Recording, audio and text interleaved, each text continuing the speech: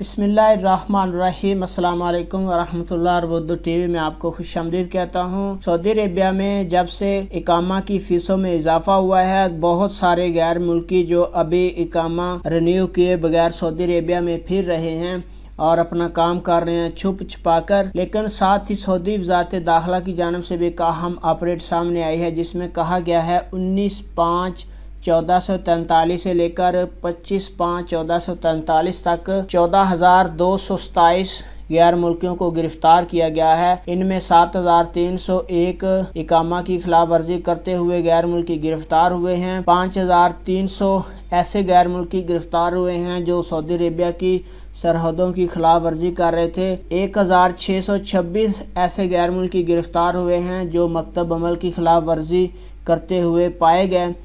इनमें 120 ऐसे अफराद भी शामिल हैं जो सऊदी अरेबिया की सरहद को अबूर करने की कोशिश कर रहे थे। अब इनमें 51% जिनसिया के लोग यमनी शामिल हैं, 45% इथोपियन जिनसिया के लोग शामिल हैं, जबकि 4% बाकी सऊदी अरेबिया में जो गैर मुल्की काम करते हैं वो शामिल हैं। वज़ारत दाखिला की जानिब से ये एक अहम अपडेट आई थी जो मैं आपके साथ शेयर कर रहा था। वीडियो को लाइक करें, अपना बहुत सारा ख्याल रखिएगा। अस्सलामु अलैकुम व रहमतुल्लाह।